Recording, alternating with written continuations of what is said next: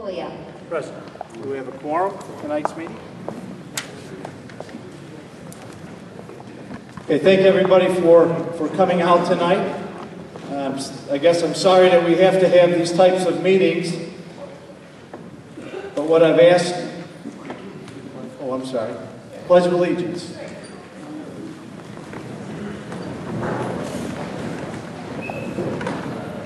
I pledge allegiance to the flag of the United States of America and to the republic for which it stands, one nation, under God, indivisible, with liberty and justice for all.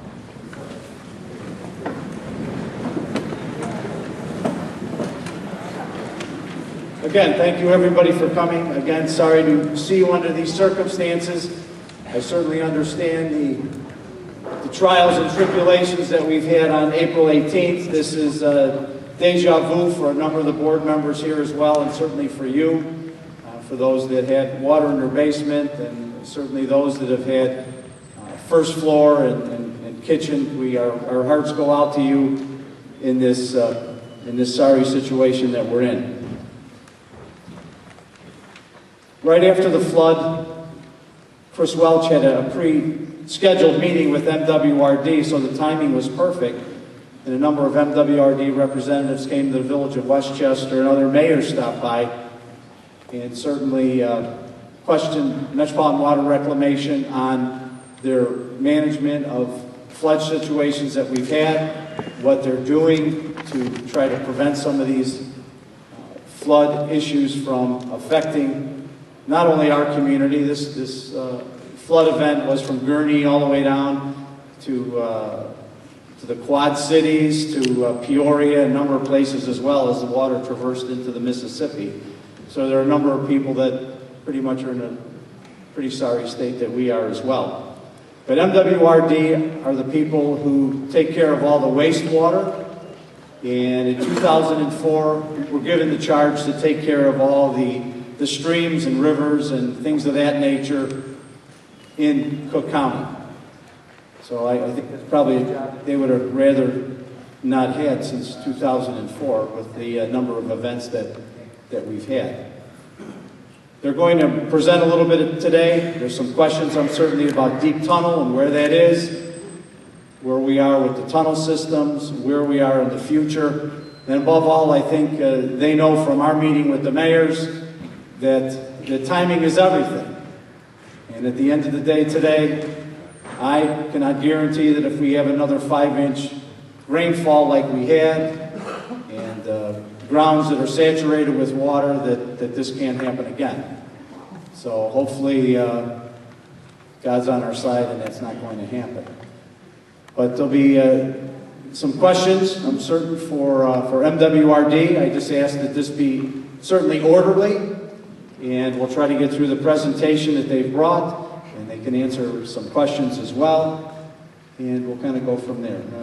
Mr. St. Pierre. You want to introduce yourself? Sure.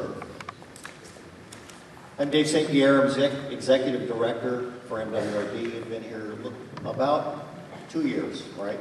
This is Joe Kretzer, Patrick Jensen, and Greg Cook. They're engineers that work in Stormwater Group, and I'm going to have, Joe's going to be talking about the different projects we have specifically going on in Westchester. There's 5 projects for stormwater that are moving forward. We're going to explain a little bit about our system. We own about 2% of the sewer system, 500 miles of pipe.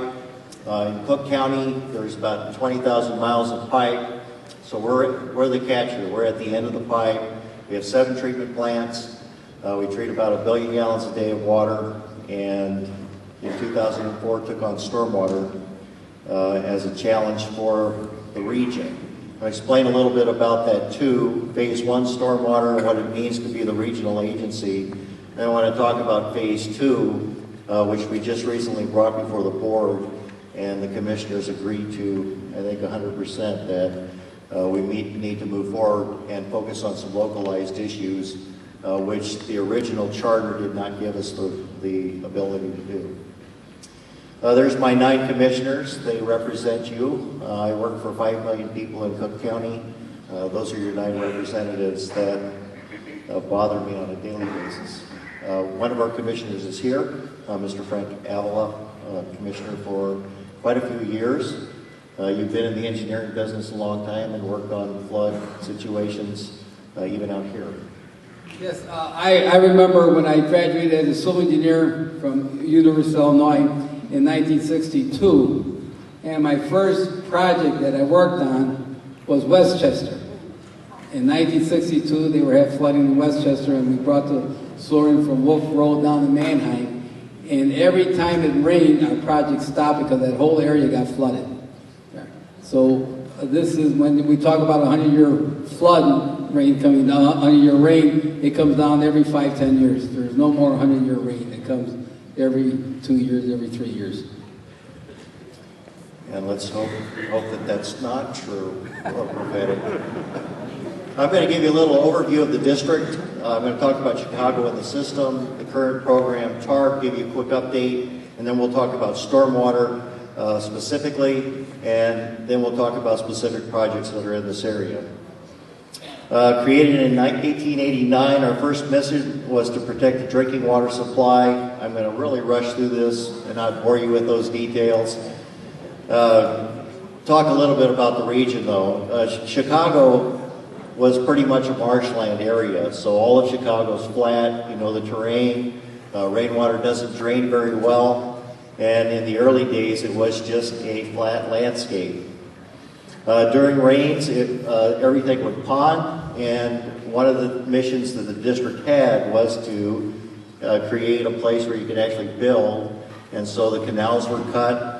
We created a lot of miles of canal, reversed the Chicago River to protect the drinking water supply.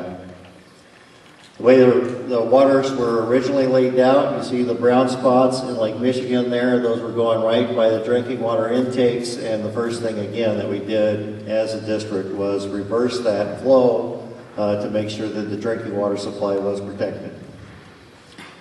So when the sewers were originally built, the sewers just went straight to the waterways. There was no treatment plants, they just went directly there. A lot of the system, not Westchester, but a lot of the system is combined system, which means that the streets are hooked up, downspouts are hooked up.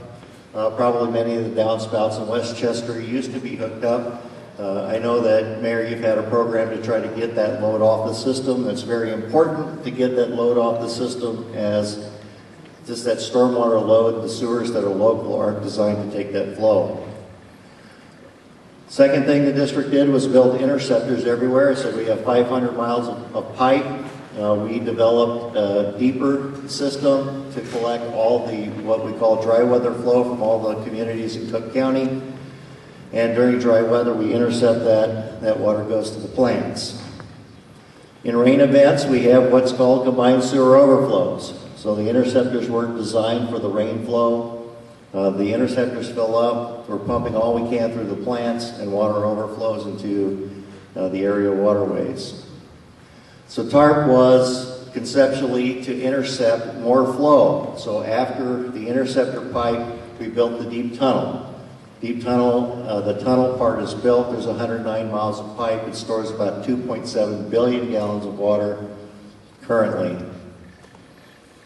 We're currently working on 3 reservoirs. McCook Reservoir will help this area eventually provide some more capacity. McCook Phase 1 comes online in 2017, 3.5 billion gallons, over doubling the current capacity, so it should make a significant difference at that point. Thornton Reservoir comes online in 2015, it's 7.9 billion gallons. These are huge, huge reservoirs.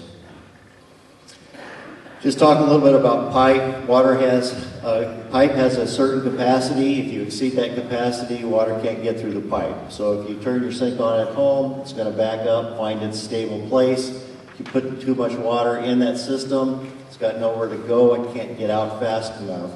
And so that's where the system starts backing up. So if we look at the combined system in dry weather, again, it's going to the interceptor.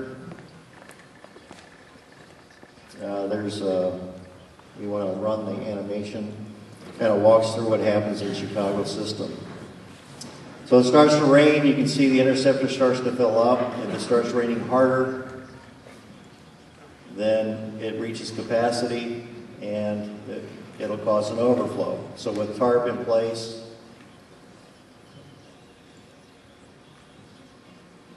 it takes that overflow, and there are storm events. In this last storm event, tarp filled up pretty quick. All 3 tunnel systems were full by about 7 a.m. That morning. Everything was wide open, and we were trying to get water out of everything as fast as possible. So if it really rains hard, tarp exceeds its capacity, fills up, and overflows as well. And then the deep tunnel. Now tarp is 300 feet deep in the ground, so it's a very large system, very deep, and the reservoirs are going to provide significantly more capacity. Again, about 20 billion gallons extra when we get it online for water to go in and not end up in people's basements. Local sewers will get to capacity. If there's too much rain coming in from different sources, then again, that pipe will reach an equilibrium. It can only carry so much water. If it exceeds that capacity, rain starts coming down harder and there's entry points for stormwater to get into the system.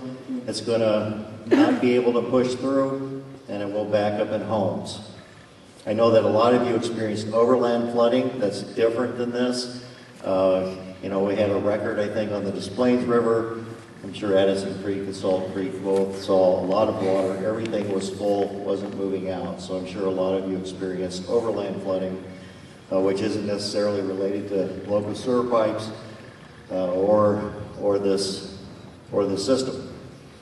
Local sewers, there are 3 parts to the sewer. There's a home sewer, local sewer, and the MWRD system. You can have problems in each one. So if you just experienced basement backups, I'm going to talk a little bit about what you can do. You can see that, you know, there's a 12-year period there. The last years, no surprise to anybody in the audience, I'm sure, we've had just tremendous rain events. Those averages above the normal are happening on one day out of the year. So it's a significant amount of water. 5 inches of rain fell over all 880 square miles of Cook County. That's 75 billion gallons fell overnight and tried to get out of the waterways. So your home system, you have a lateral. If your lateral is old, it's worth taking a look at that. It's like maintaining anything else. If you have roots in it, if you have other blockages in your home system, and you have water that gets in there, it can cause you problems. Jennifer Burns, who's our public affairs person, has listened to this speech for many times, has experienced water in her basement all 11 years that you owned her home. She finally said, well, it's worth a try, got her lateral replaced, disconnected downspouts, and in this event didn't see water in her basement.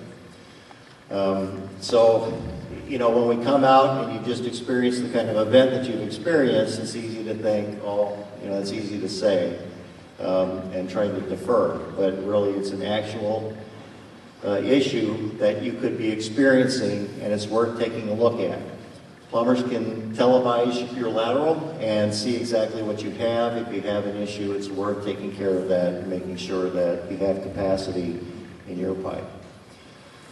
Downspouts and sump pumps, if you have those connected, do a favor for yourself, for your neighbors, and for the community. That water should be off of the system. If that water fills up the system, Westchester has a separated sewer system. It is not designed to carry rain flow. So if you do have sump pumps that are connected directly to the sewer system, or downspouts, meaning the roof water's coming in, goes directly in the sewer system, that can cause yourself problems, you can cause your neighbors problems, and very important to make sure that those things are addressed. Check valves are fairly inexpensive to put in. They will protect you from the system backing up. So a check valve just will only allow water to go out. So during a heavy rain event, if you are experiencing basement backups only, it's not overland flooding, that check valve can save your basement.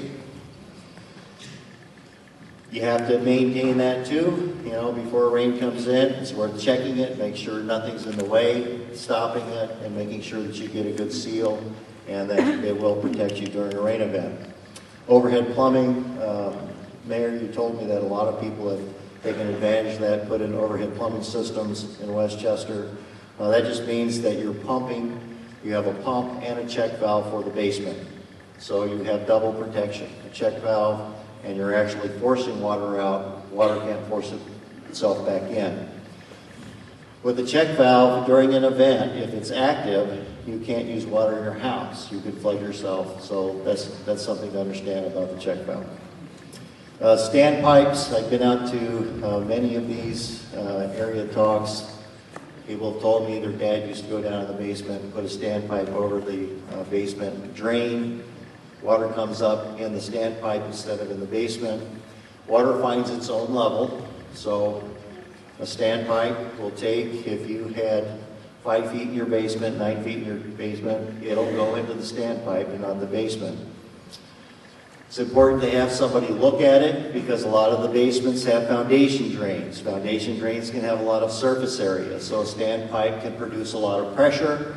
Every 2 feet of water produces a pound per square inch of pressure. If you have drainage areas in your basement that could be up to 100 square feet or 1,000 square inches, that's 1,000 pounds of pressure pushing out. So somebody needs to check out how the basement was installed to make sure that a standpipe is a good solution for you. But it can be a good solution, and standpipe is very inexpensive. It's just the pipe. Okay, I already talked about TARP. TARP, I know nobody thinks we're getting it there fast enough. We are constructing 360 million gallons of capacity a year. Other major cities, Milwaukee's program built 10 million gallons a year capacity. Cleveland is building 15 million gallons a year. We're building 360 million gallons a year of capacity. It's just a large project. There's nothing like it in the country, and it just takes time. 2015, God help us, let's not have another event before then, or 2017, we'll have some additional relief in the system. Stormwater management, we took over stormwater management in 2004. We developed 6 watershed plans. We currently have 31 projects that are in construction or design. 11 of those will have shovels going this year. There are 5 projects in this area that Joe's going to talk about in just a minute. So we did have phase 1 stormwater in that. Regional was defined in our ordinance as anything along a waterway that went from one locale, one municipality to another. That's a fairly narrow definition. I've been out to enough of these to understand that people want something done about localized flooding issues. So we went to the board just recently talking about phase 2 stormwater to give us the ability to change the language in regional and to have the ability to look at localized flooding issues and to start doing something to alleviate those localized issues.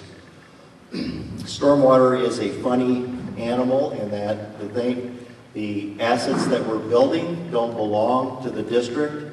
Generally, we don't own those, and so trying to bond for projects has been difficult. We took a bill to Springfield this year to make sure that we could get bonding capacity for stormwater and increase the amount of money that we can put at this situation because it's going to take a lot more than what we're collecting right now. We're going to have to multiply those dollars with bonds. And we found out from our bond agency that we can in fact do that, and we will be going out to the bond market this year to make sure that we have significant funds to put towards these issues. We collect $20 million, we serve 133 communities. If you do the math on that, That's not a lot of dollars for each community. If we can multiply that, then with bonding, we can get to around $1 billion level with the capacity that we have and start making some significant impact. And that'll take some time to get up to.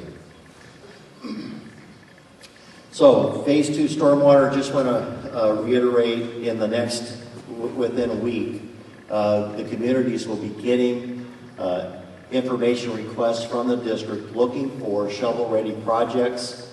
If local engineers have designed projects, know of things that are going to alleviate issues and make a difference. In the first part of phase 2, we want to get projects completed. So we're going to be asking all those communities, give us shovel-ready projects that you have that you know are going to relieve local issues. Phase 2, we'll be asking the COGS to identify an area in their region for us to develop a stormwater plan template for.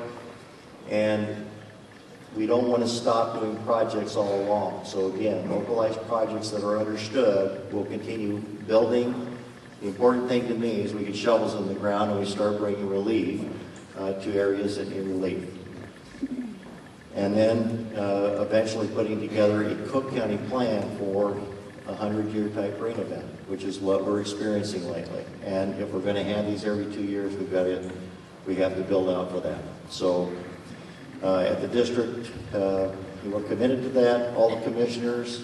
We actually had the board meeting was on Thursday. That wasn't planned, but everybody again said, when can you bring the language change? The next board meeting? I think that's what you asked, Frank, because they understand the severity of the issue. So Joe, why don't you talk about projects that we have? 1 second, because I know we have a couple people here that may have to run the different events. Liz Gorman, who represents Cook County Commissioner, she's here as well. Liz, did you want to say something real quick? So I know you, and I know Mike Masters from Homeland Security, who was our partner in getting equipment to Westchester the other day. Thank you. I just want to expound on what the mayor said. I'm very sorry that your experience is personal financial loss. I mean, if anybody knows, I've had 3-4 floods myself, and it's something that really breaks you down. And you know, if you're not laughing, hopefully you're. If you're not crying at some point, hopefully you're laughing. But some of the services that Cook County provides is the sandbags and the sand and the delivery, you know, of that to the municipality. Most specifically, Westchester was given 22 tons of sand, which was dispatched by our highway department, and over 6,000 sandbags to the current count, as well as a generator. Mike Masters is in charge of our Department of Homeland Security and Emergency Management System, and the work that the county has done is tremendous, and I'm grateful for the hard work of the employees of the Highway Department and Mike Masters and his staff. So I'd like to publicly thank them. And just let you know that we are available and accessible to you, whatever your needs may be, and we'll continue to work with Mayor Puglia and the trustees to get you whatever help that you need from the county. Thank you, Commissioner. Thanks to the village president as well. First of all, let me, as well as the commissioner said, extend my sympathies to anybody that experienced loss. I had that in my family as well, right when we were in the middle of doing a number of flood operations during this. Being a Marine, there's a phrase I learned in the Marine Corps, which is you don't rise to the level of your expectations, you fall to the level of your preparedness. And my boss, President Preckwinkle, as well as the commissioners on the board, made it very clear when I took over this department 2 years ago that they expected us to put in the plans and preparedness to help our local jurisdictions and partners. And that's what we've been working very hard to do. One of the first meetings I had was with your president on dealing with some of these issues. Our equipment, our sandbags, all deployed to your village. Those are the types of things that we're putting in place to assist the local jurisdictions across Cook County. We're a phone call away. We were communicating with your jurisdiction before the storms ever hit, along with the National Weather Service, about the conditions we were facing, what we were going to be doing to address those. We are going to continue to engage in that pre-planning to try and mitigate some of these problems as best we can, while some of the other solutions are being worked on. That is our commitment. We will continue to do it. I've been up to literally my neck in water across many jurisdictions, as you have in your own homes, working tirelessly to deal with these situations, and we're going to continue to do it and use the grant dollars and the corporate dollars that we have available as a county to put those measures in place to assist you and to assist your first responders and your jurisdictions. One thing that I would stress, and we have great partners with the Illinois Emergency Management Agency as well.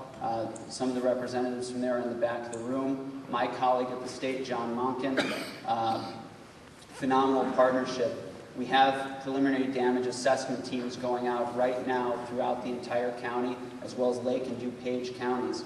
What I would stress to you is if you have not gotten the information on damage to your homes and to your village, please do so as quickly as possible. The village is getting that information to us. We share it collaboratively with the state, the Illinois Emergency Management Agency. That factors into the decisions by FEMA, and of course that ultimately the President of the United States will have to make if the governor chooses to request that. So we appreciate, in light of everything else that you have going on with your homes, that you please take the time to fill out that paperwork. It is vitally important for all of us as a county.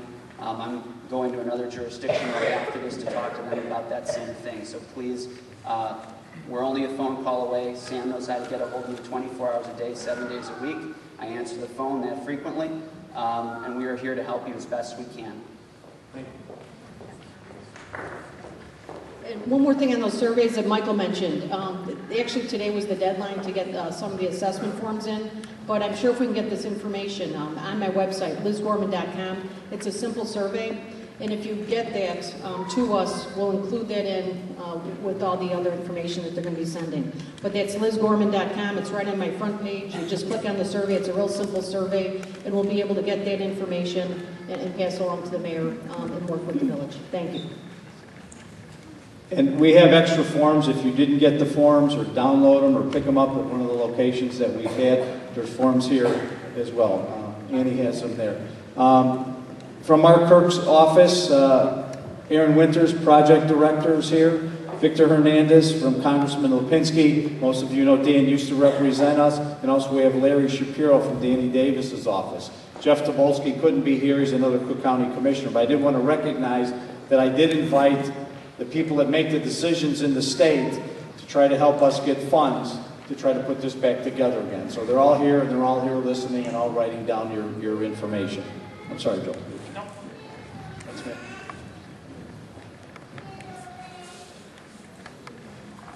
Well, thanks for letting us come out here and talk to you about what we're doing to try and help some of these problems out. Before I get started, I think Mr. St. Pierre kind of already went over some of this on our TARP project, but I did want to just make a general comment. In past flood events, I know a lot of people have wondered how come someone didn't push the magic button or open the magic valve and get this water out quicker.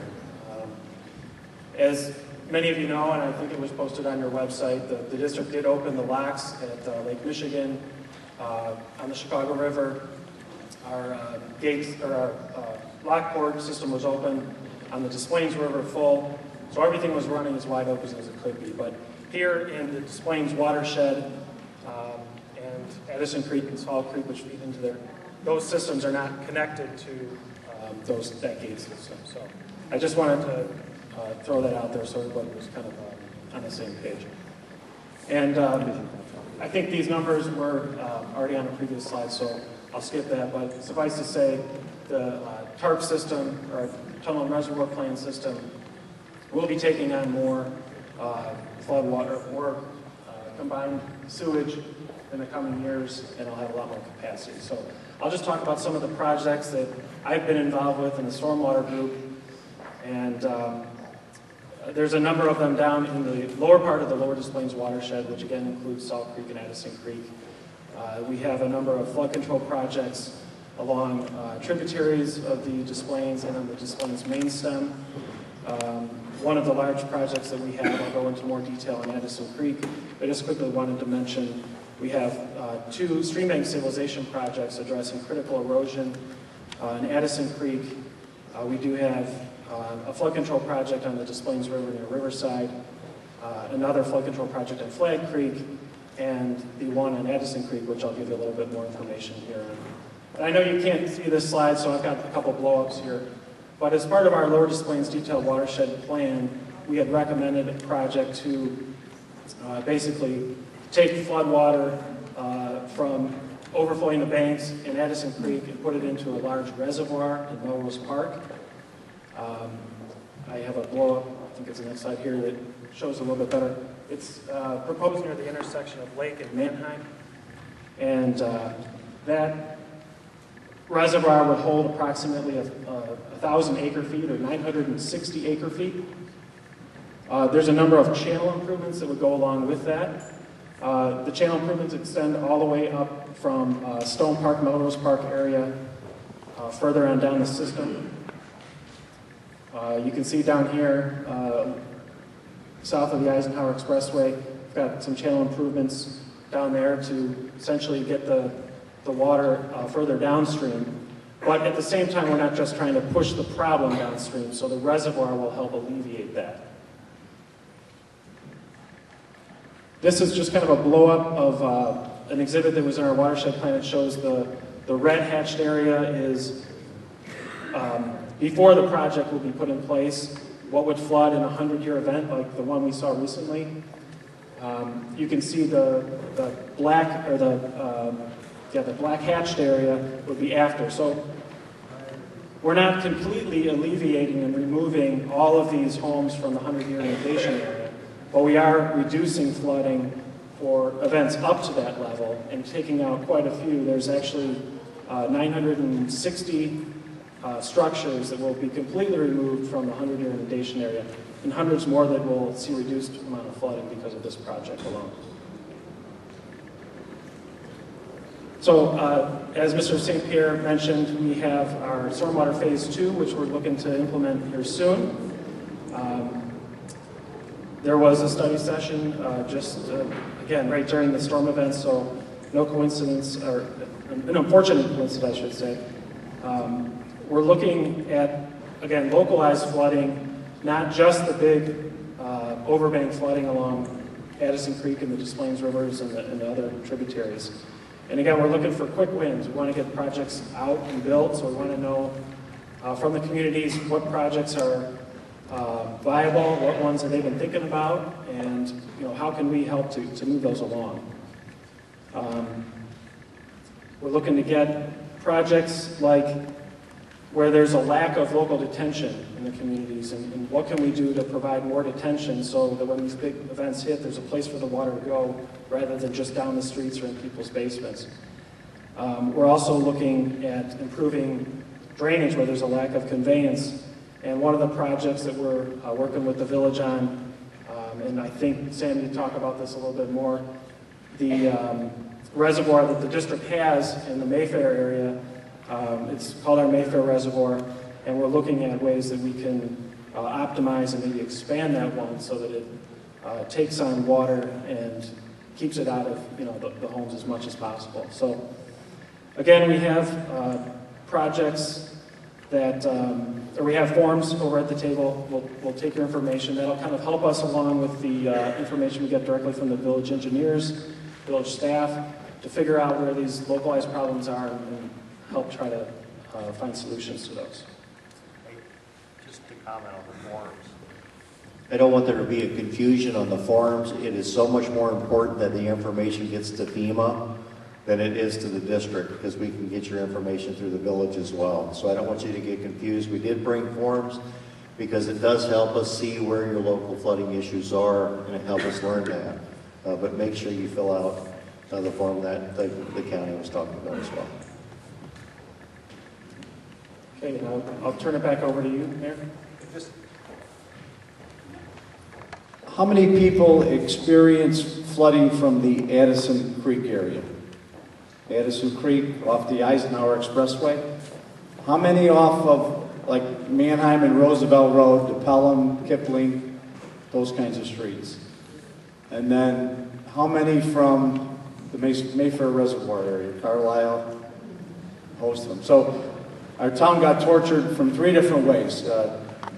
Fortunate or unfortunate, we have two creeks, Addison Creek and Salt Creek, that traverse our town. In the middle of town, behind Russo's funeral home, is Hillside's reservoir. So when that goes over its banks, pretty much Roosevelt Road becomes an island. We had to evacuate with the help of the fire department at Hillside in about 15 or 20 ambulances, everybody that was in that nursing home and all the apartment buildings and everywhere east. And when we were standing at Manheim and Roosevelt Road, myself and Tony from Herson's, we had 17 inches on his curb. And there actually was a swale that went on the Pelham and Kipling or Cambridge down the other way, where it was actually looking like a river. That it ran Manheim and Roosevelt, it was bottled up there, it took a right turn, and then went down Pelham and tortured everybody in the middle. I know we talked about Addison Creek, and I'm glad that you picked this as a watershed program a number of years ago.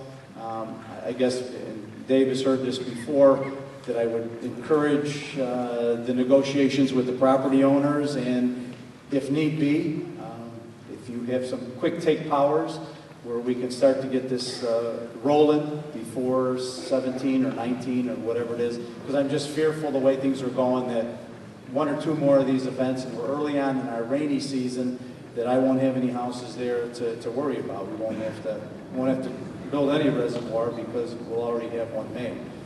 On the Mayfair side, I know we're looking at, V3 is one of the engineers that did a little bit of a study. It's 74 foot acres, however you decide how much water that takes, that could possibly be expanded to 100. You can't go higher because we create what's called a dam situation, and there's all kinds of rules and regulations about making it higher. In this last flood event, we had the pumps going, and the water came up the shaft of the pump. So we were within about 18 inches of blowing out the electric, and that's why we had Mike with the generator there. So there was all kinds of little problems. One of the things that I've asked Dave to do tomorrow, weather permitting, is to try to look at clearing some of the creek along from Boger Avenue and Wakefield, which is looks like there's 5 2-foot outflows there that dump into that creek, that we need to get the branches and leaves and rocks and things out of there, and maybe dredge it down a little bit to try to go around the horn all the way to the Carlisle outflow.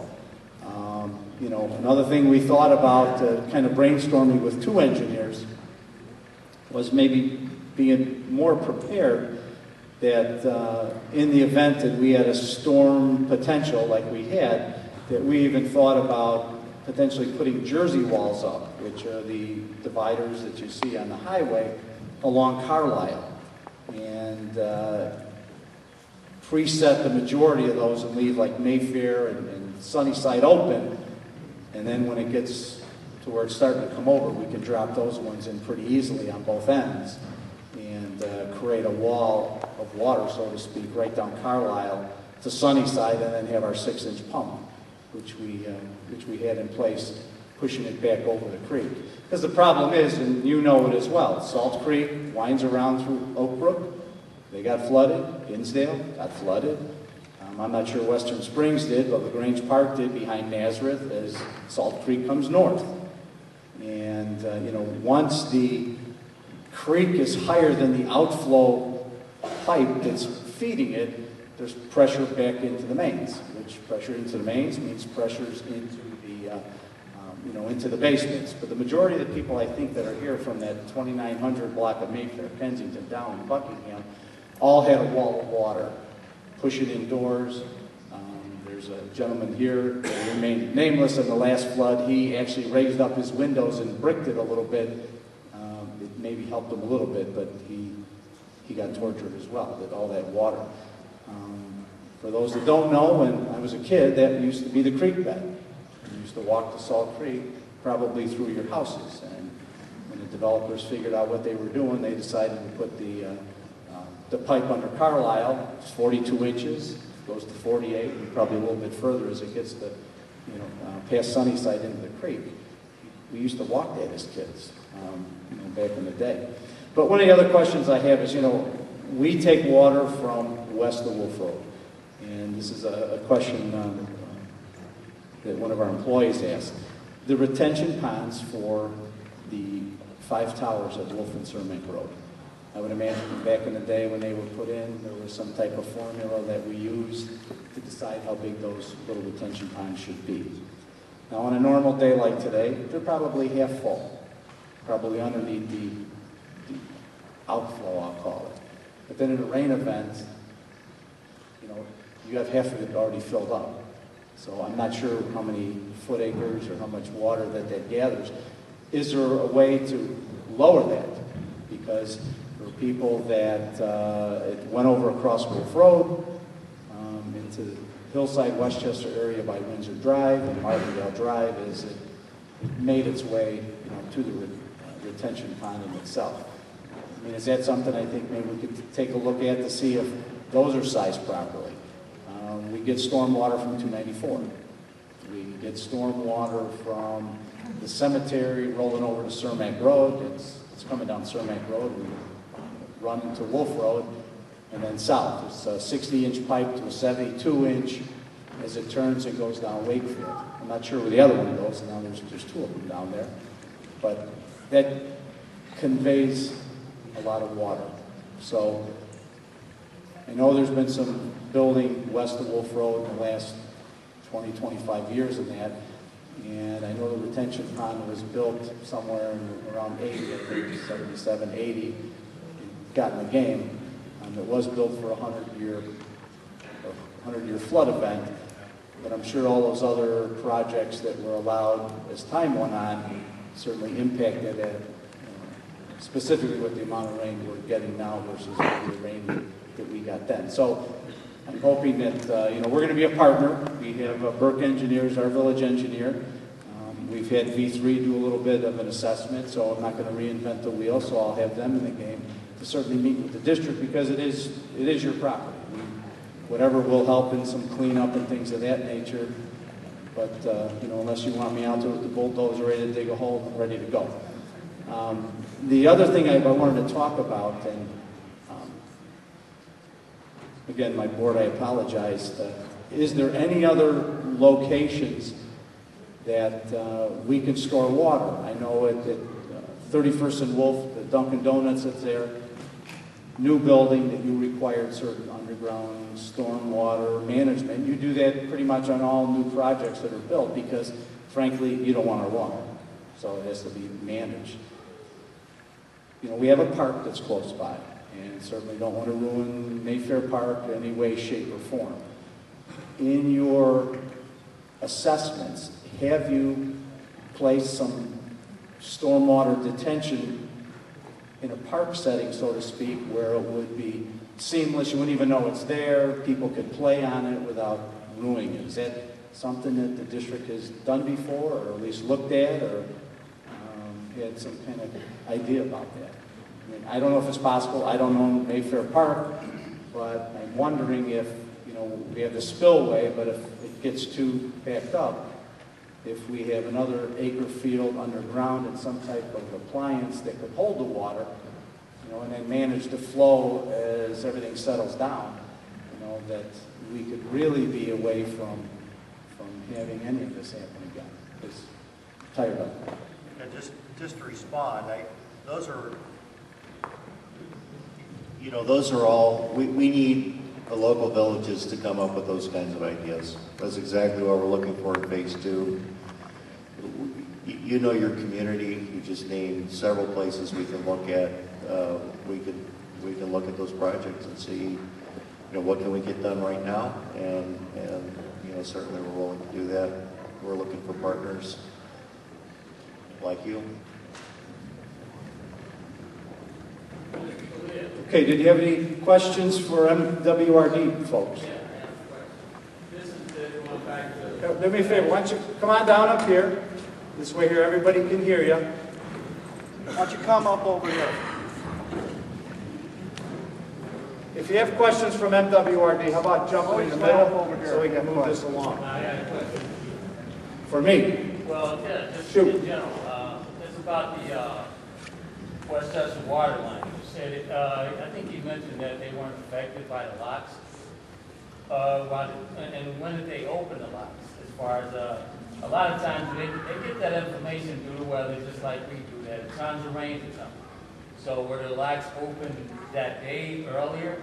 Well, I think, Because I think they open the locks after the water backs up in the people's basement. I mean, what Joel And said, then they say, we got to get this water out of here. They open them up. hold on. So that's what, I think is going on. The decision to open them and when is the big problem, I think. Well, I think, Because they open them right after everybody's basement gets flooded. well, what, I don't know if it was open earlier that day. well, let me respond. I mean, I'm And not one more the, question. You said our lines, Westchester lines, are they affected by the locks or no? Because I was confused by that. I'll let Dave answer. I'll answer that. The locks actually were open at midnight, is when they got opened up. That's late. But let me talk about how it affects this area. There's, when I showed you the picture of Chicago, there was a hill that we cut through, Subcontinental Divide, and everything on this side of the Subcontinental Divide flows into Des Plaines River. And everything on the east side of the Subcontinental Divide flows to the Chicago area waterway system. So there's no connection in this area. This is a part of the Des Plaines watershed, and it's not connected to the locks at all.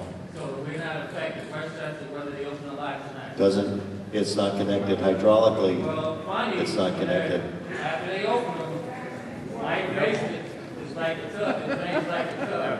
And I can show you the connections, but it's just an impossibility.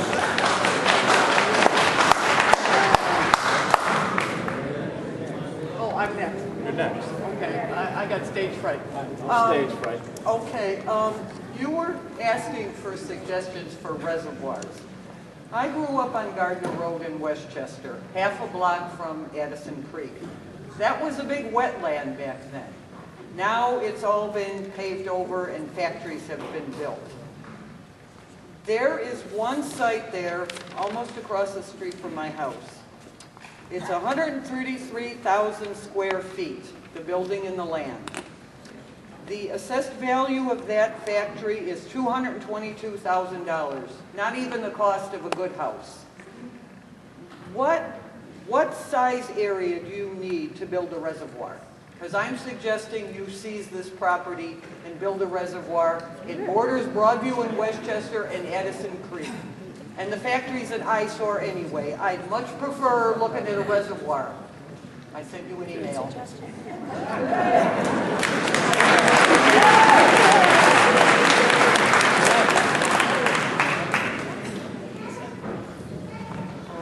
I have a question. I'm on the 22 and 2300 block of Buckingham between Cermak and Windsor.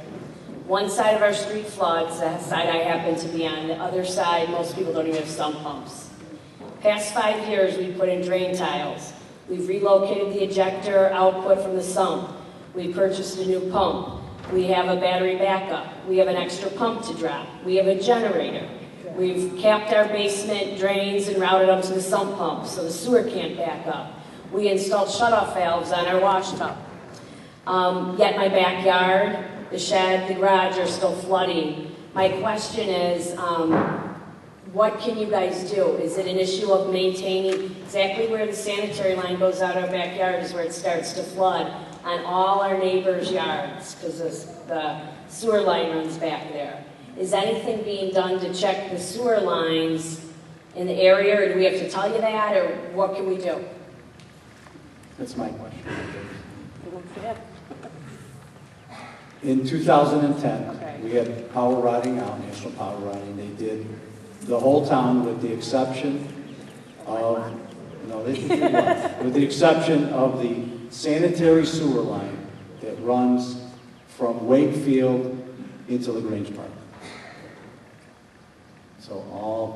So we think our lines, though, are compromised, because right exactly where the sanitary line runs out, and all our backyards on that side, that's where the flooding starts. Well, Dave Scozier's here. Why don't you give him your address? Great, thanks. And you can look at there's some tapes that we did. Everything was taped. Did they go on the main line or did they go into the houses? No, they only did the main line. Okay. Only the main So what do line. we do about going into the houses? That's your baby. You're Is gonna it have to- shared cost with the village? No. So- Our responsibility is the main. Okay. Okay, from the main to your home is homeowner Does the sewer responsibility. insurance that we were offered cover that?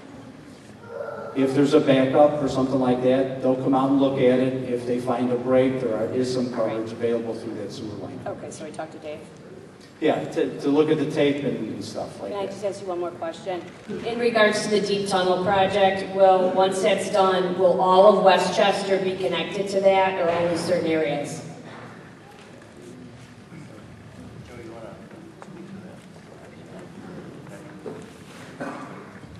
Just to clarify, our deep tunnels were completed in 2006, Okay. and right now there's 2 locations where Westchester connects to, which is at Gardner and Roosevelt, and to the south over at Jackson and to Plains River. So just to give you an idea of how your sanitary sewer connects to us, is it connects to our larger diameter district intercepting sewers, and those send that flow to our treatment plants. So when it rains and the intercepting sewers become inundated, flow is then diverted to our deep tunnel system for storage. So that is our pollution control portion, because if we didn't have those deep tunnels, we would overflow to your Addison Creek and Salt Creek. And the bad thing with that is it dispenses suspended solids, which are essentially waste particles suspended in solids that have harmful microorganisms and toxic chemicals. So our deep tunnels is the pollution control. But as we mentioned before, TARP Phase 2, which deals with our larger reservoirs, the one that will benefit Westchester is the McCook Reservoir. Right now, the deep tunnel system you connect to is our Des Plaines. It holds about 405 million gallons. When stage 1 of McCook comes online, we will increase that capacity about 9 times that to 3.5 billion gallons. So the answer to that question is yes. But it is a massive, massive reservoir, and with a massive project, it does take time. It will be online in 2017. And to give you an idea on how big this stage 1 is, it can hold 4 soldier fields within that reservoir. So we're not building something small, it is big. But again, with a big reservoir, it does take time to mine that limestone out.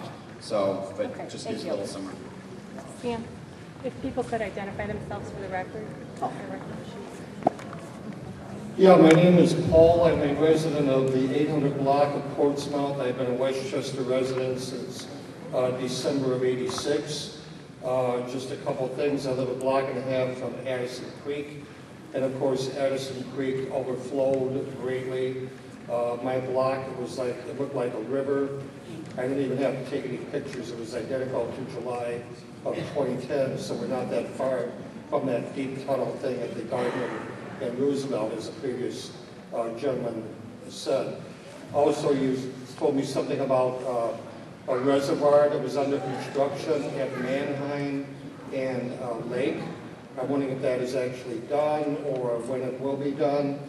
And then further, and the question, are you planning on dredging out, making Addison Creek deeper, removing debris, rocks, etc. That because, but what I had, it was identical to what I had like 2.5 years ago. It doesn't look like any changes have been made. I can answer a couple of Addison Creek, even though certainly that they can. The project has been picked by the district to do. There's land there that is owned by a private concern that they're negotiating with right now. That's why I mentioned something about quick take, to try to take it quickly and then, go back and figure out the price for it, for market value in that. So it hasn't been under construction. There are still several years out before I'm just telling you the truth. There's some benefit cost ratio things that the district is doing as well. There has to be acquisition of the property and then construction of the 960-foot acre reservoir. So those things are all in the hopper. I don't have a good time frame for you. It could be somewhere 2017, 2019, but it's somewhere down the way. Mr. Levy from the MWRD did come out in 2010 and do a sweep of Addison Creek. A lot of the trees were taken out and a lot of the stuff was taken out at that time, and under their operations and management, we'll certainly look at that again to see if there is other things that are in There's a lot place. of debris in there. I mean, to me, they need to start at where Addison Creek hits the Salt Creek and Des Plaines River and work back toward us. Because we're all clear, and there may be a lot of stuff sticking in the Broadview North Riverside side that's just going to bottleneck our smooth sailing, so to speak. But they certainly are hearing you and will be looking at that as well. So I appreciate it. I'm Rick Lepriski. I live on the 700 block of Suffolk, and I'd just like to thank you all for what you are doing and for having this meeting tonight. We have a different problem because we're talking a lot about sewer drainage, but the problem on our block is different. It's overland water because we have a gravel alley and there's no drainage back there. And the ground gets saturated, the water starts to build up in the alley, and then it starts flowing into everybody's backyards and then into their houses from there. I don't know if anything can even be done about that, but that's what our problem is.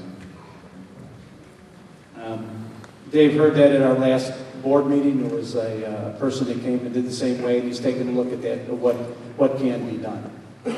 If we have a drain inside the alley, that drain's going to fill up, and it's just going to gurgle out of the top at this point in time. Once the sanitary sewers and the storm sewers get saturated with water, it's coming back up where it came from. I mean, unfortunate as that.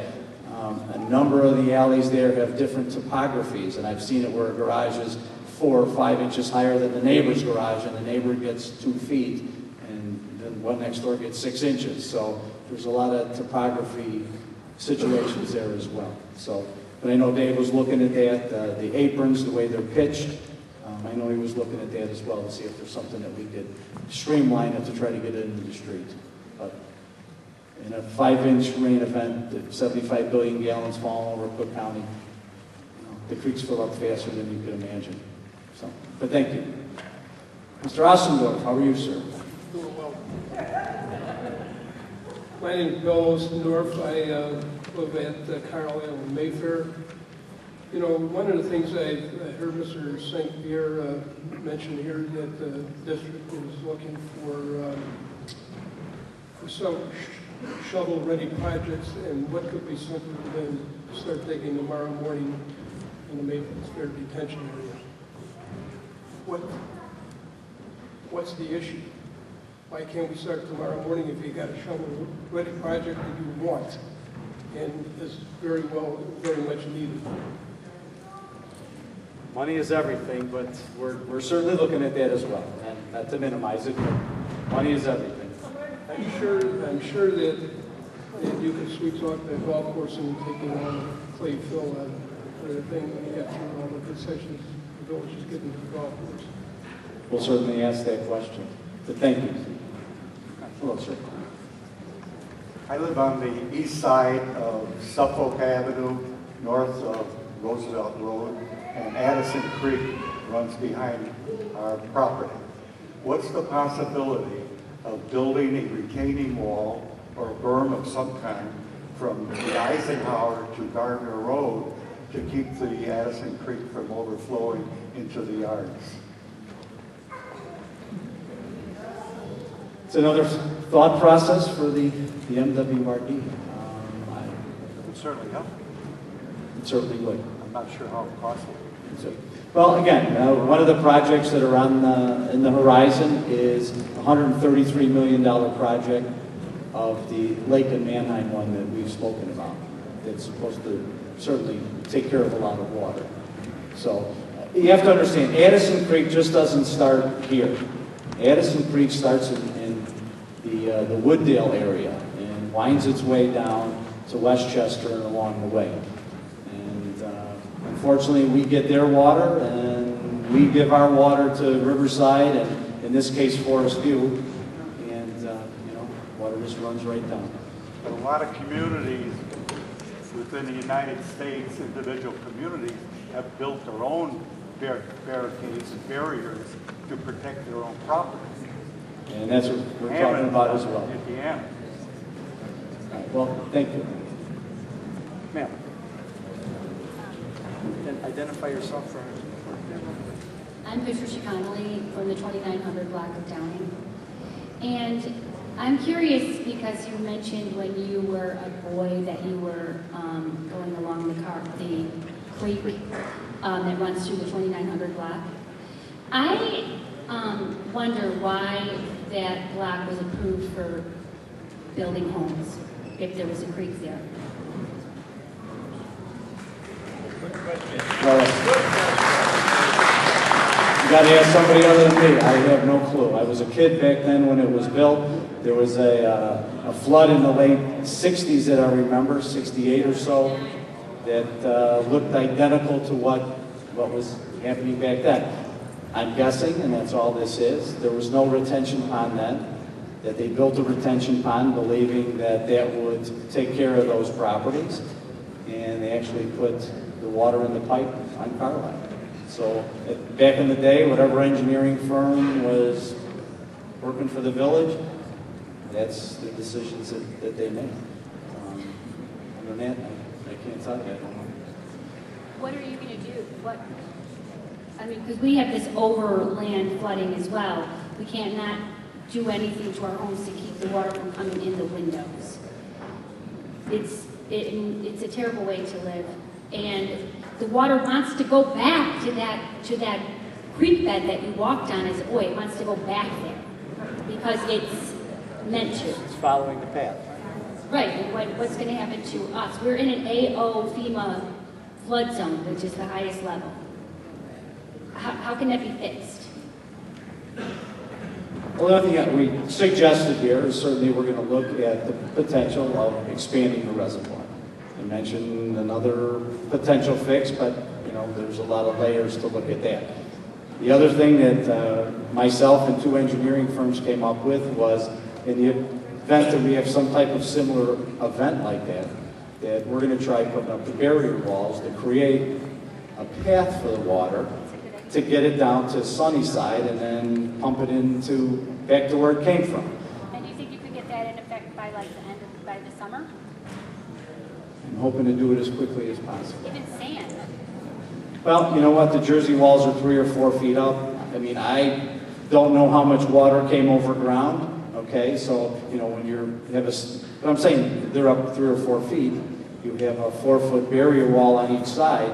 Is it going to go over the top of the wall? Those are things that I don't know.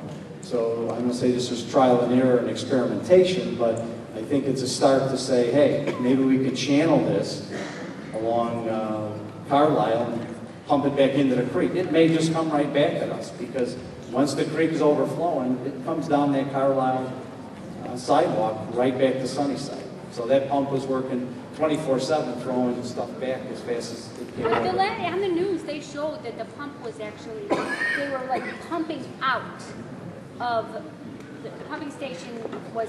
All that was we were pumping water out of the shaft, not to blow the pump. Right, but then it was going in that creek alongside, that's where it's got to go. which goes in our street.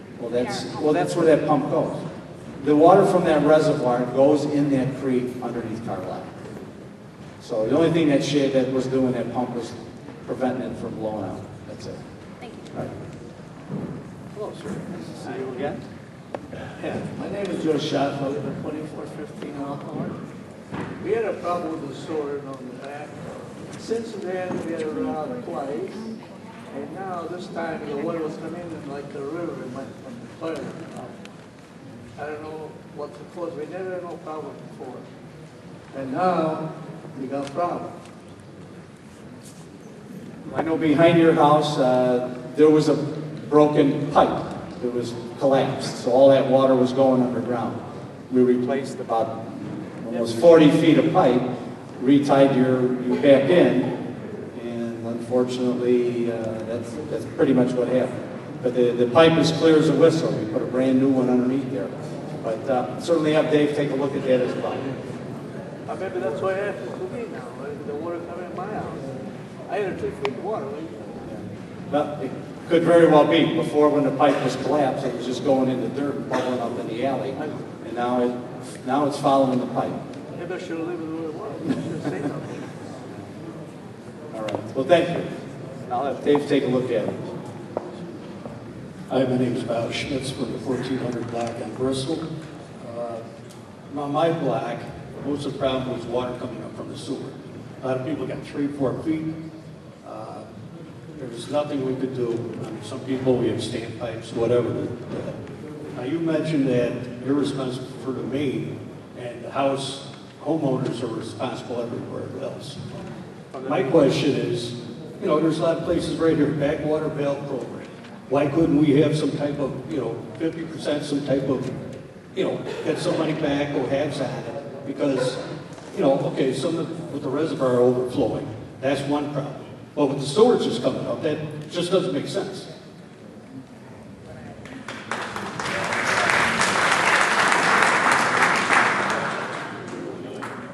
You're right. We own the mains. The mains fill up with water. It's nowhere to go. It backs up into the laterals. A number of years ago, we looked at some type of grant program, whatever you want to call it, check valves and things like that. Our budget didn't allow us to do it. We had a deficit in the budget. We weren't able to put a program together. It was one of the programs I wanted to start. However, we didn't have the money to put into that. We will be looking at that again very shortly, and I'm hopeful that the board will decide that we might be able to put some type of grant program in. Might. I'm only one board member. I got one vote on the board. My colleagues are here tonight and others as well. But what you're talking about is the check valve system. There's a number of towns that have done that. Forest Park, Elmhurst, who I gave them our plan, and they were able to put some monies into a program like that. So we're going to be looking at all of that. I know Trustee Novak put together our flood mitigation plan, which quite possibly, could get some dollars from government to do that. Our budgets are very tight. Well, no, I understand that, but, let's say with FEMA, some money from FEMA or whatever. I mean, I came the last time 2 years ago. There was 50 FEMA people here. They're all staying in hotels, a lot of overhead money. You take that money, put it into this, boom. You have to understand one thing. Until the president declares the counties in Illinois a disaster, FEMA's not even in the game. And once FEMA comes in the game, they look at your individual damage, and if you qualify for a certain amount of money, they're going to give you a certain amount of money. For Cook County, last time, we needed to get Cook County municipal damage of $17.3 million. We did not reach that threshold. We got 14.2. That was it. We tried to go back again. We didn't reach the threshold by Cook County, and the governments of Cook County got nothing. Period. Nothing. So the $1.5 million or $1.1 million that we spent for government damages, we ate that out of our budget last time. So you don't get money from FEMA unless you follow the criteria, $3.23 per person for the county, how many people are in the county, they divide it up, it comes to 17 million. If you don't reach that for government damage, there's nothing to do with your damage, you don't get squat. And that's what happened. So hopefully this time, there are more municipalities that had municipal damage. We didn't have as much this time as last time.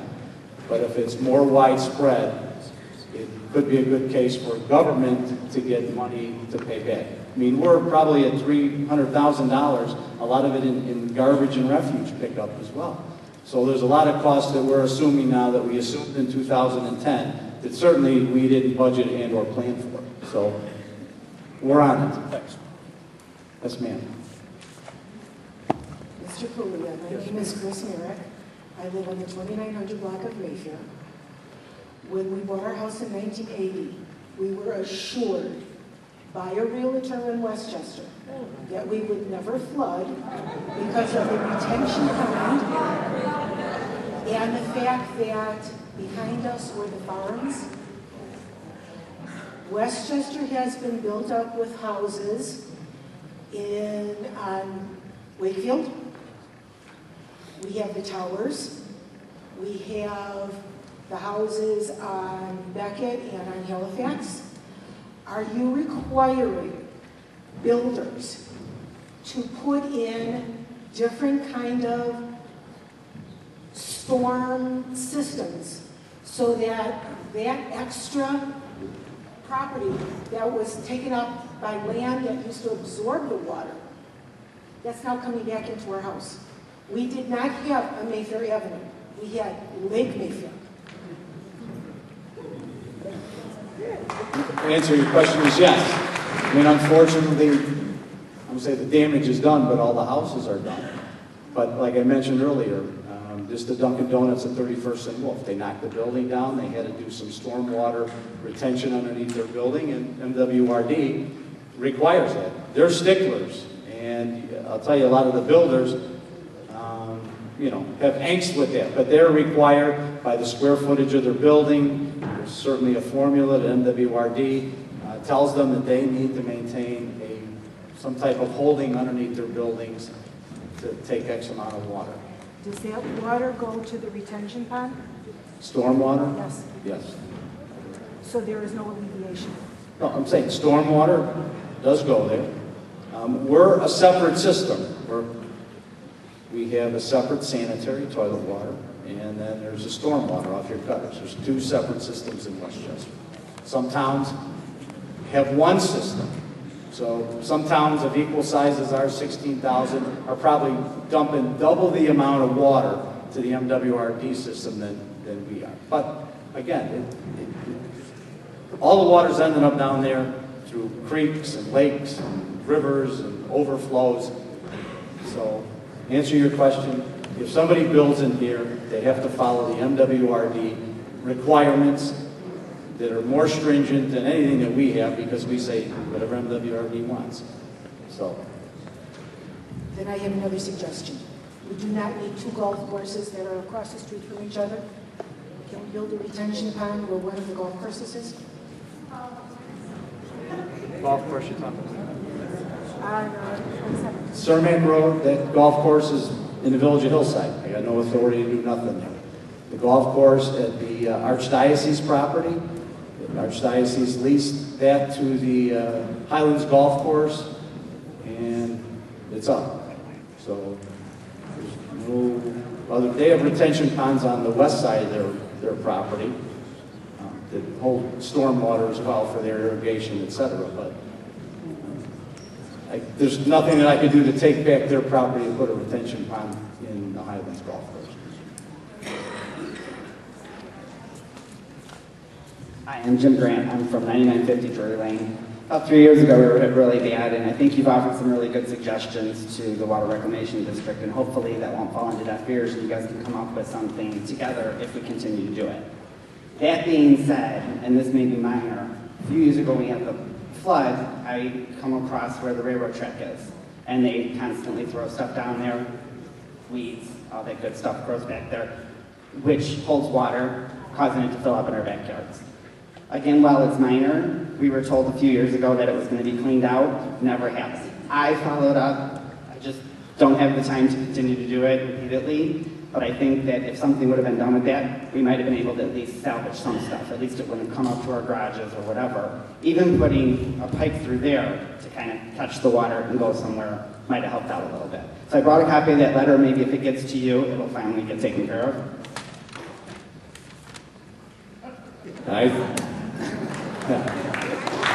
As part of the author of this letter,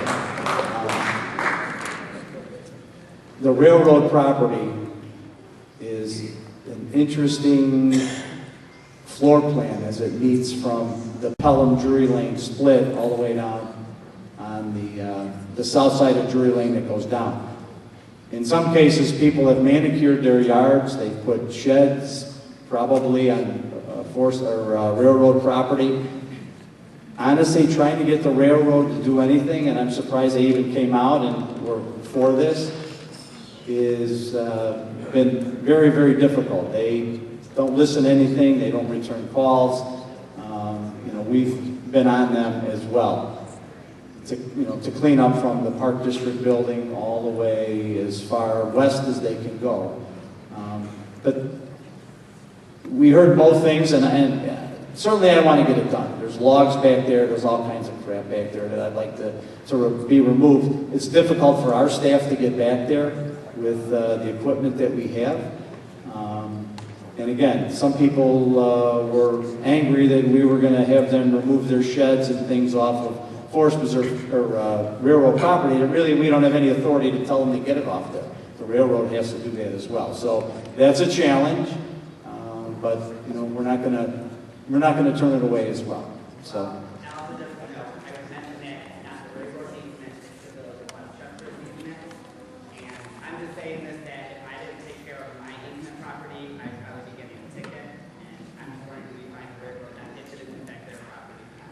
Well, we'll take a look at that as well, but thank you.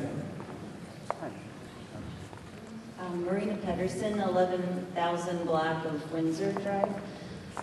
So as you mentioned earlier, I think you acknowledged one of the issues we face on Windsor is the overflow of the retention ponds at the Westbrook Corporate Center.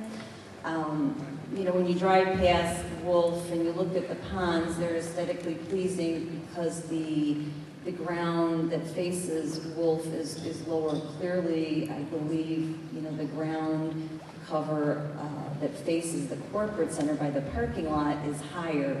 So as you consider some of the, you know, maybe easier fixes, nothing is easy, I think, in this regard, but if some consideration could be given to building up that area that faces Wolf, so it might be higher and maybe the likelihood of the overflow is reduced.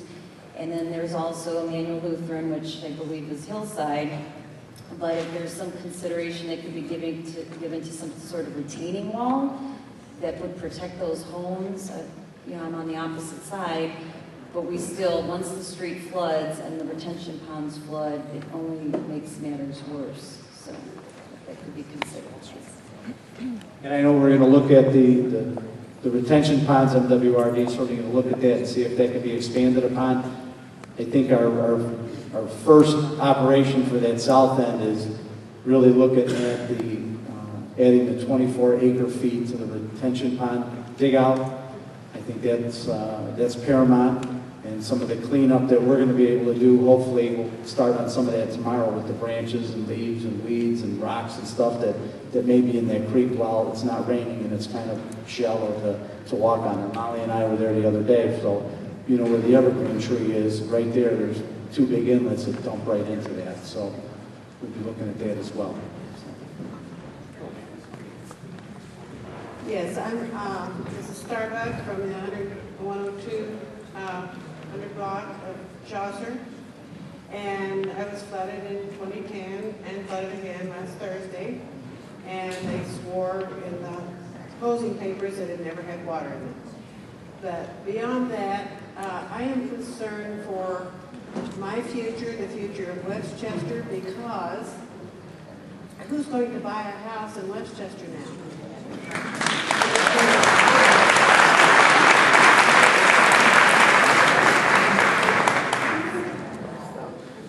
Honestly, I did get a nice tax reduction because my property value has dropped considerably. And it's certainly not going to go up, and no one is going to buy here.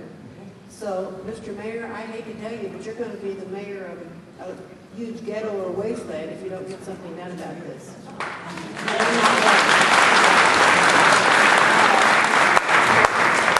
The question is there anyone from the village or anyone that you can recommend that would assess these systems? He mentioned standpipes, check valves, overhead sewer, all of those types of systems.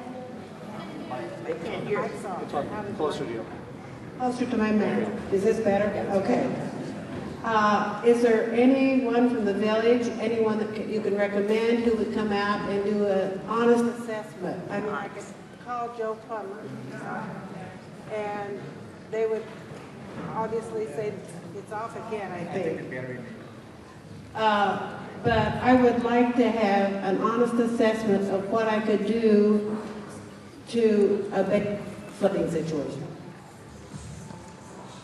I want you to give your name to Molly right here, an address, and Dave Stozier, our Public Works Director, is there, and we'll see what we can do. So. Starbucks, like coffee.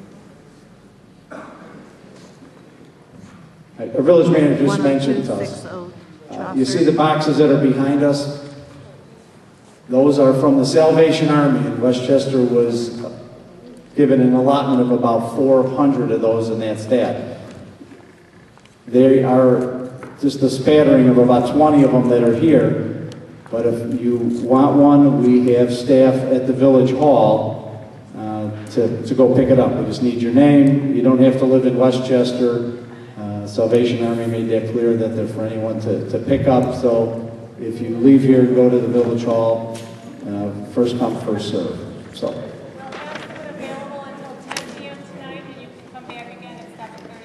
Till 10 tonight, and then if there's any left, tomorrow at 7? 7:30. Be in the police department side. Okay, I'm going to bring up something. What? One at a time. I'm going to bring up something that hasn't been mentioned before, and that is the role of Mother Nature in all of this. Back in the beginning of March, we started getting a lot of heavy rain, and I noticed the water in my basement sewer was getting higher. And I talked to someone at the U of I, the U.S. Geological Survey, and I was asking him about the water table, and then that expanded to the soil here.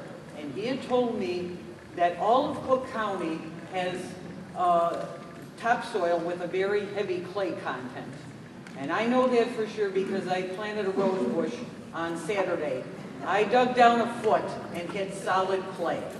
Solid clay is far less permeable. What did he call it? The water infiltration rate is much, much, much slower when you have clay. It can actually take days for that water to drain. And the other thing is we have had 2 record flood events. I don't think there is anything humans can do when you get 5 or 9 inches of rain in 12 hours. The first rain was even heavier.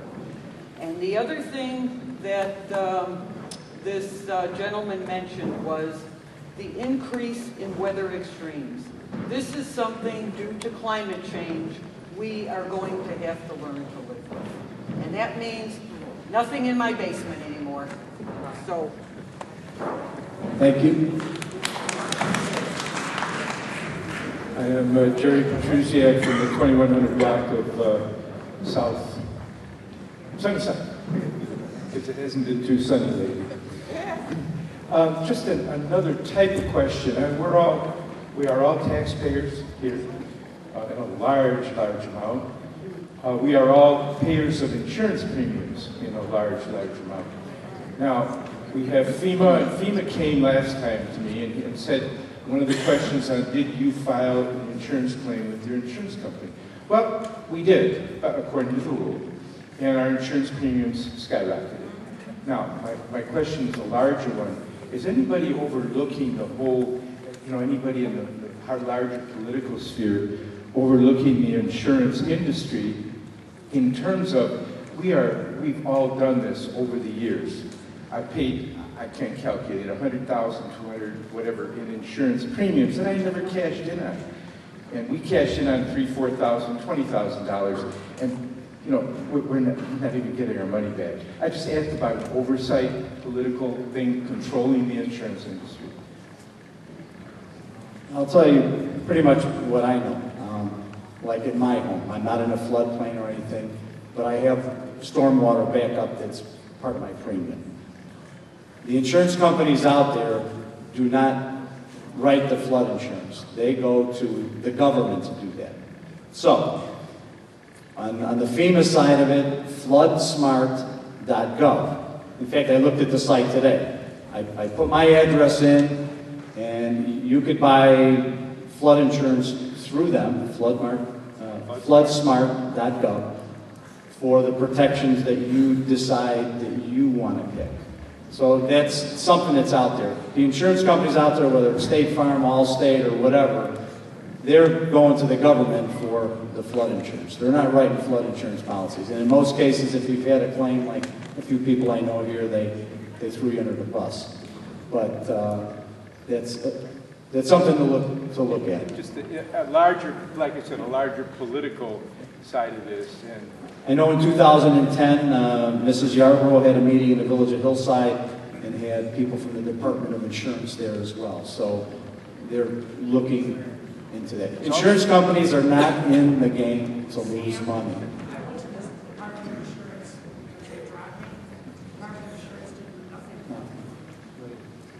Okay. Because our taxes are going to FEMA, but with our federal taxes that we just filed for. So, I mean, FEMA might as well pay the whole thing if stop paying private insurance. That's just a thought. Thank you. I'm not the president of the United States yet, guys. Let's vote for you. All right, my name is Diane Marburger. I'm here representing my mom, Rose Romito, from the 1300 block of Balmoral. A few years ago, she ended up with 5 feet of water in her basement, this time a couple feet of sewage primarily. But Balmoral is a river both times on the street level. What's the cause of that for that primary flooding? Is it part of the hillside reservoir that you mentioned, since it's so close to the Mannheim-Roosevelt Road that you discussed earlier? Or what's the cause there? We'd like to understand that. Can't say for certain that it's hillside. We have stuff coming out of the Glen Oak Cemetery as well. In fact, Is that question is, yeah. why does it, so for example, Helms River, Cambridge Hills River. It's inadequate drainage. I can see the water. One at a time. The Laurel is a river, but Cambridge and Cambridge are rivers of Balmoral, but Kipling is dry. So why does the water not drain? All right, wait. The only, let me go before we get into a debate here, which isn't what we're here for. Water that came off of Roosevelt Road, I stood in it as it went flying down Pelham. It is also going on Cambridge. It's also going on Kipling. It's crossing over from the Glen Oak Cemetery. And I recall way back in the day, when I was a patrol officer or slightly before that the former village manager actually bricked up the sewers that came out of the cemetery. And a lawsuit had ensued, and there was an agreement way back in the day that allowed that cemetery to empty into the storm sewers of Westchester. So we had to remove the plugs. So, with that being said, I'm sure, I don't know if Pelham got the worst or Kipling. I mean, 1 foot, 2 feet in the basement, what's the difference? It's still screwed up. But it could be from hillside, it could be from the cemetery. You know, the pipes are only so big, and you can have a 5-foot pipe underneath the street, and it's going to fill up. I mean, if Deep Tunnel is filling up, and those things you can drive a truck through, we're just at another scale of that. So from a sewage standpoint, if you're saying the city is responsible for the main, she's responsible as a homeowner from the main to the home. How do we identify where the problem was and who's responsible for her financial loss? Because if it's the main, right, if the problem's in the main, is the city not responsible for that? No. She's got $10,000 worth of damage of sewage. The mains are only to convey the water to the MWRD. When a flood event happens, it's an act of God. We can't do anything about it. Once the pipe is full, no matter whose water it is full, whether it's storm or sanitary. When it backs up in a lateral, there could be what's called I&I, the lateral pipes from your home to the main, could be accepting water via the ground that falls into that way too. There's a myriad of questions and problems in that. But it is what it is. I mean, so then what's in those boxes? You recommend we pick them up? What's in them? there's some cleaning supplies. That's pretty much what's in it. Basic cleaning supplies that you probably already have and probably already used. But Salvation Army couldn't put the boxes together fast enough, and we got a little bit tonight. Hi, my name is Fred Miller, and I live on Burns and Mandel. And that area obviously is affected by Salt Creek or Addison Creek, really. What we have a problem with over there, and we've complained about this for years, my neighbors and I, is it's like a T, so it comes down Mandel from both directions, comes down Burns right in front of my house, because I'm on the corner. It doesn't even have to be rain like we've had. It just has to be a heavy rain, and it starts flooding that intersection. And the reason it floods, and we brought this up to the village, and this is strictly to the village, is it runs off of the park behind Westchester Middle School. When we had the big flood 3 years ago now, my neighbors and I, went over there and had to find the sewer because we were told by the village there is no sewer over there. Well, guess what? We found it. We dug it out. It was covered by grass. And I don't know if that's graded to come. It looks like it's graded off of the fields because we want to protect the baseball fields in the school, and it's graded towards that big drive that comes down. Well, when that water starts pouring down, it's like a river, and that intersection floods. And this time it flooded so bad, I got water into my house up through the sewer. And I've also mentioned that somebody needs to come and look at the sewers that are in that intersection. If you look in front of my house on that sewer that's right on the corner, there are chunks of concrete. It looks like something is broken in that sewer, and it needs to be looked at. And this has been going on for years. I've lived here 20 years. And if I'm not mistaken, didn't we do something as a result of the last flood? There was 2 sewers there. There was one on the corner, and I thought there was one right at the mouth of the driveway. I thought we dug that up. And it was closed again. I'm saying I thought we dug that up or did something. Well, my neighbors and I we're standing in the water this deep trying to clear out the sewers. And every time I call about something, I'm not a big complainer, but when we call, it seems like we are ignored. Everybody's reacting to all the others. I know all of you have worse than what I have. And believe me, I understand. I apologize and sympathize with you. But it seems like, I've tried before in another village because we had the power issue with ComEd over in this area. And it just seems like nobody cares. Nobody does anything. They looked at the park and said, oh yeah, we cleaned it out. Something's got to be done. There needs to be better drainage off of that park, something to protect the sewer cover so it doesn't get covered with dirt and sand and rocks. Because we went out there and cleaned it off. And guess what? As soon as we did that, the sewers went down and the water started going up. So you got the sewer. You have the sewer in the park, because I know there's one in the park behind the first house there, and then there's the 2 on the street. Yeah, but it comes down like a river. As soon as it doesn't even have to be like a flood. Just any kind of heavy rain and that intersection always. Thank you. Hi, my name is April, and I live at the new retention pond of Norfolk and Gladstone. Because every flood, I get 3 feet of water outside my house, and I get 9 feet in my basement. I get it from the sewer, and I get it from Addison Creek. I get it both ways. At 6:30 in the morning when I left for work, it was coming up through the sewer like a fountain. I swear, the middle of the street was Buckingham Fountain. Then I come home from work, it's 3 feet, and it's all coming from Addison Creek. I understand that, things happen, 88 million gallons of water, nobody's prepared for it, nobody can care for it. I understand that. And tonight, I like all the round tabling and all the, shovel projects and everything. But tonight, I didn't come here for that. I came here to find out, where's the assistance? We're not getting FEMA, but we have HEMA here. What is HEMA doing? We've got a couple of boxes from the Salvation Army. I heard the Salvation Army was out at Carmack's for Hillside. Where's Westchester's relief? Have you asked for relief from anybody? Have you asked for assistance from the Salvation Army or anybody else? The National Guard? Yes. We asked for Salvation Army. In fact, last flood we got 2,000 things that we handed out. We called as soon as we could. They didn't have them.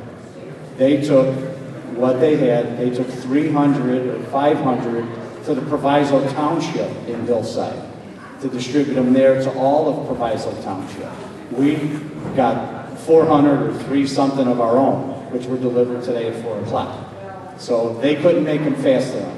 They had 1,000 left from the last flood that they gave out. They're in Elk Grove, they're located. Elk Grove got tortured just like us. So those ones went quick. They had to actually physically make these boxes, and they got them to us as quickly as they could. So we've asked for all the assistance we can ask for. You see the gentlemen behind me are here. They're the Addison Creek people. They're going to take a look at that and try to get that taken care of in the most timely manner. It's all about timing. Addison Creek, we may have gotten some backup in the past, but never went over its banks until 2010. When Bensonville turns on their pumps, it floods North Lake. North Lake floods Stone Park. Stone Park floods Melrose Park. Melrose Park flows to Bellwood, which is east of Manheim, all in the floodplain. That Frank gets water all the time. Crosses under the Eisenhower, and then we get tortured all the way down to our borders. And Broadview got water in that area as well. So all the way along Addison Creek, from Bensonville on down, ended up with problems. So we call for the assistance. We get what we get, and we do the best of what we get. So. Well, if you could put that on the website so we know. Okay. Where did the 6,000 sandbags go? Did it save anybody? That's all. I understand it couldn't save me, but did the 6,000? The sandbags were delivered late afternoon. We got the bags, but didn't get the sand right away. So village staff, village manager, Molly, all the gals in the office, and a few of the guys, Trustee Yurkovich, we all filled the sandbags. It was the only dry place in town was Mayfair Park. We dropped some in that location, and we carted some over to the north side because it was all underwater. Where could we have it dropped and loaded? So we dropped them off as fast as we loaded them up and filled them up. So better late than never. We didn't know if it was going to crest again. The water was still coming. So our Public Works Department had them on a flat bed trailer, and we tried to deploy them along the way. We had some at the village hall. Trying to get the information out isn't as easy as possible. I put out a robocall right after I declared us a disaster area. Some people got the robo, some people didn't that morning. We had trouble with our phone system. I made the robocall off my cell phone. So there's logistic things that happen as well as you're trying to be in the command center, running the command, plus actually out in the middle of the street like I was putting traffic cones up to try to block traffic all over town. Not having enough cones and horses to do that as well. But there are those of us that would volunteer and do the assistance. Trust me, I think that you were probably doing enough trying to get your basement from flooding. I gave up mine, so it was, Just one of those things. So is EMA going to help us? IEMA is here as a resource, okay? Any funds that come from the federal government go to IEMA and then end up to the county, so that's why they're here. Hi, I'm Jane Washinsky. I live. People talk. I'm sorry, I live in Gladstone, Portsmouth. A block from where she lives. We had a lake down our street. We had all the pools at that intersection. This flooding, I understand, now is over 2010. But I've lived in my house since June of '94. And every time there's a real heavy rain, that floods there. The storm sewer fills up with leaves. We never know when anybody's coming to clean it. I go out and clean mine all the time so the water will flow. But there's been a lot of occasions when it's been completely blocked, so we've got to put a water out. I called before 2010 when we had a lot of rain. It must have been about 2007 or something. I don't remember that storm. I called the village the next day and I said, is there some kind of schedule that we know when the street sweepers are coming so we can get our vehicles off the street? Because the street's full of vehicles and he comes by and just goes down the middle of the street. And we still have storm sewers clogged up with leaves. So she said we don't have a schedule. And Dave will tell you that Why is the water flowing in there all the time? for the last, but I can tell you that we do have a vac truck that we purchased used, and they have been going around and popping the covers and actually sucking those down as best as they can. And if there's some kind of plug, they try to use the jetter and try to jet it down the way. It's a never-ending battle with the leaves, and Dave will tell you that I've talked to him a number of times about the exact same schedule you're talking about. Yeah, why can't we have some signs like our little municipality, no parking to park on the north side or the west side, or whatever. One of the things that's in the hopper. All right, thank you. Hello, my name is Alan Momney. I live on the corner of Balmoral and Pelham. As you all know, Pelham basically turned into a river. It's about 3 feet deep. water coming up to my house, even though I have a check valve that's pouring in through my basement windows. That's how high it was. I had like 6.5 feet of water in my basement. And I have a bird's eye view from my second floor of, where the water's coming from. It's coming from Roosevelt Road. There's a slight incline from Roosevelt Road.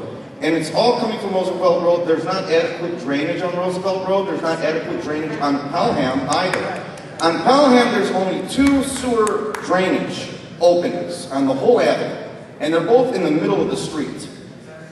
So, either to the east of that or to the west of that, there's no drainage whatsoever. The water just collects. It's totally inadequate. We were told from the flood of 2010 that there were going to be sewer improvements made. I haven't seen any.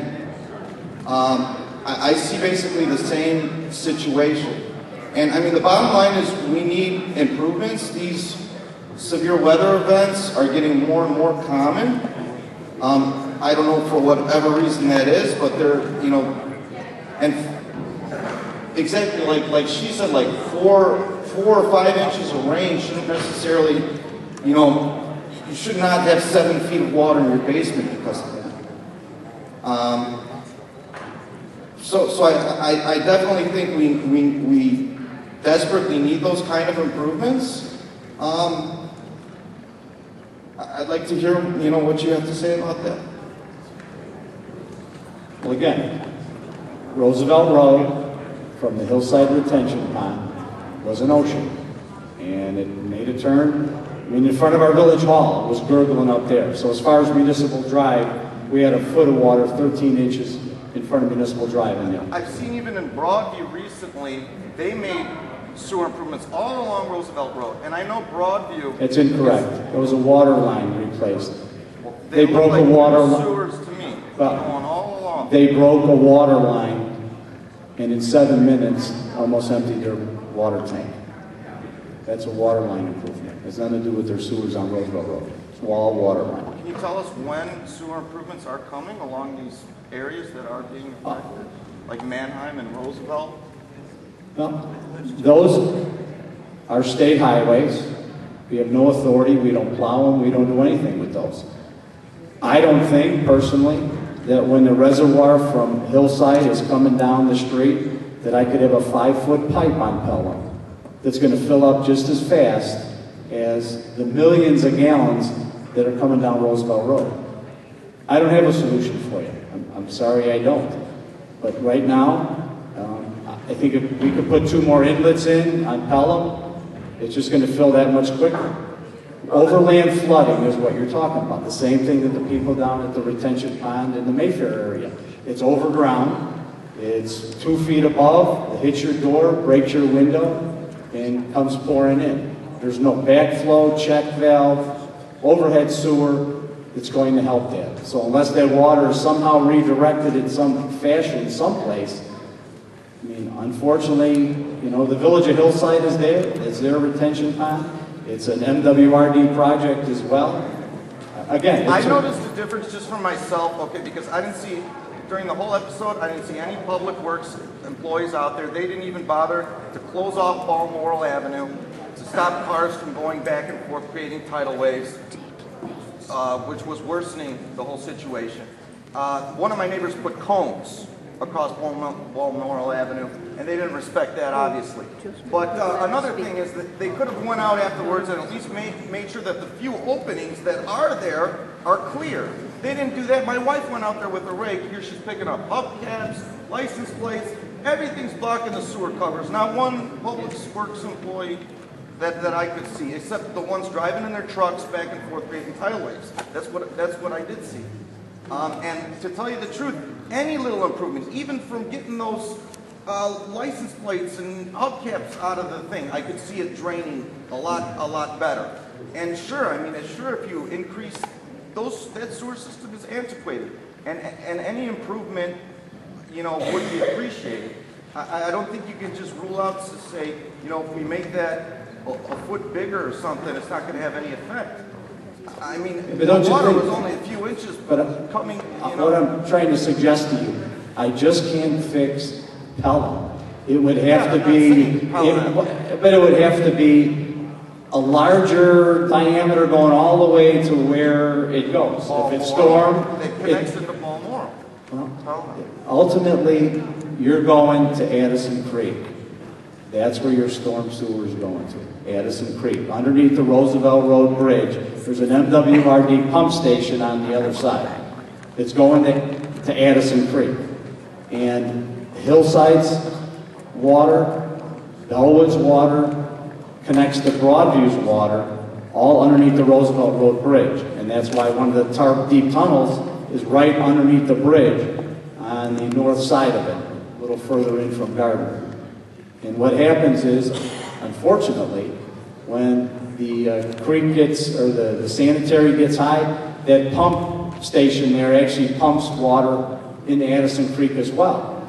Which, you know, we all talk about the locks and this and that. You know, water that's going into our drinking water is contaminated.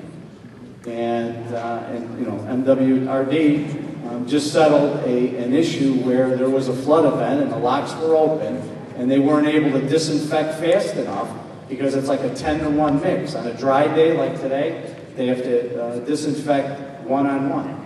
But when there's a wet weather event where there's storm and everybody's feces is going into Lake Michigan, that's a 10-to-1 mix that they have to. And they couldn't keep up with it.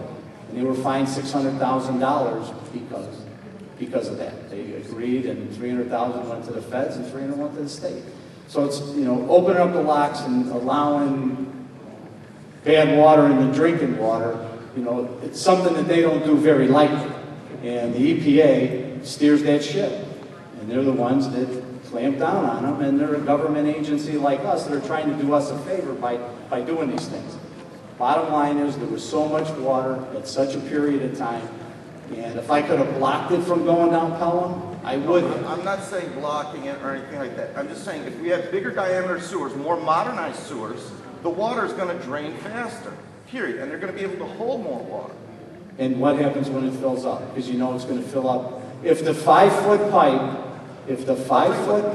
under Carlisle filled up, that 5-foot pipe. I see plenty of streets that are the same size of Pelham with many more drainage openings. Except Public Works will take a look at it. Yeah. I live east of Manheim and north of Roosevelt, which they told me, I bought the house in '89, and it said Goose Island. So evidently there was a swamp there at one time or nothing. I don't know, you don't know about that? Know about this. It's called Goose Island anyway. And so my property is in the middle of the block, and the sewer sits right there in the middle of the block. And all the water filters down to me. And so the water rushes to the park, Gladstone Park, past my windows. And it takes all my topsoil out. Okay? I was just wondering, and then it dumps into my basement stairs. Okay? And so it then comes in my door and fills up my basement. So what I do, I just got extra pumps. So I just pumps it into the park. But the park don't have no sewers. Ain't no sewers or nothing there. So can I build up, I want to know, can I put some dirt alongside my house to kind of like channel it, because my next door neighbor's higher than me, and everything comes toward me. You'll have to check with the code department, but I'm fairly certain that you're not allowed to change the topography of your house. But I would have Melissa Headley could certainly look at that as well, the lady sitting next to Dave in the black outfit there.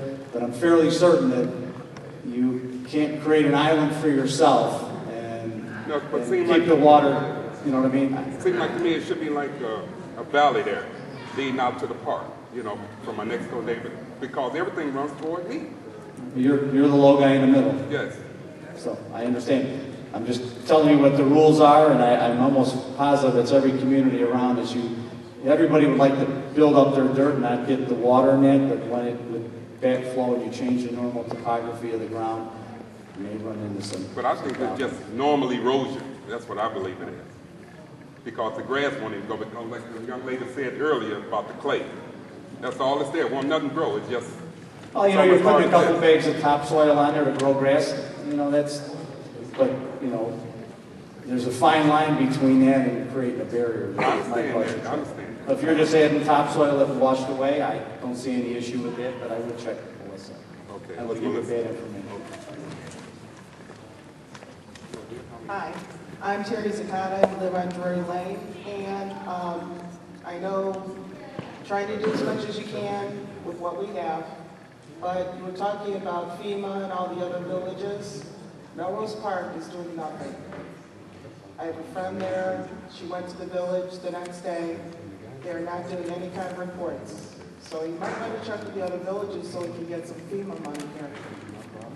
I will do that. I will call Ronnie up. Hello, sir. How are you? I'm doing good. I actually have more of a low-level question. I went on a village website, and one of the studies that you guys did said one of the things that we should do is probably a 50-50 program, a rebate program of some sorts. In 2010, our house was flooded.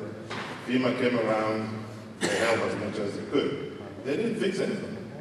Or whatever they did fix, we fixed the rest ourselves. We're looking at the same thing. So let's stop looking at FEMA. What about you in the village and the board? What are you doing about this 50-50 that your study said the village needs? Because it is on your website, and next to it it says, well, delayed, no budget. What are we doing about things like that? FEMA doesn't buy me new furniture. FEMA doesn't do the things. FEMA doesn't replace my pictures. Now I'm facing a situation where whenever I put an ad in the paper trying to sell my house in Westchester, nobody's going to buy it. So if I'm going to live here as my mayor, how about we work on these 50-50 overhead sewers or whatever else we can do to mitigate our damages? Forget about help from elsewhere. What about the village? The board is yours. What are you going to do first? What can you do first? Well, you hit the nail on the head. It's all about money and monies that we have or don't have. We just went out for some infrastructure improvements and roads and things like that that are certainly needed in town. We bonded out for 20 years for that, $6 million to do roads and some of those infrastructure improvements. We've also done 2 sewer lining projects. We got one in the High Ridge area that was done. There's one in the Drury Lane area that's being done presently, and there's another one, in the hopper as well. So those are monies that we are putting into those types of programs. The board didn't have money to fund some type of 50%, 10% program, but I'm certainly, after we're hearing all the comments that are here today, that's probably something that we will revisit. There's a board coming to get seats in the next week or so, and I'm sure that's going to be the hot topic. If those things are available and we have money to do it, our budget is tight. When I was a patrolman here, a police officer, we had 38 officers here. Now we're down to 30. So we've attritioned 8 police officers out there. I bet that's like too. But when you sit at your home and you watch the water bubble from the sewer and you're helpless about it, and everybody tells you, well, it's nobody's fault, yet your house fills up and you try to pump it, and the pump can't keep up with it, eventually, it's not my sewage coming into my basement. So let's work on this. Well, we will. Joseph. Sir.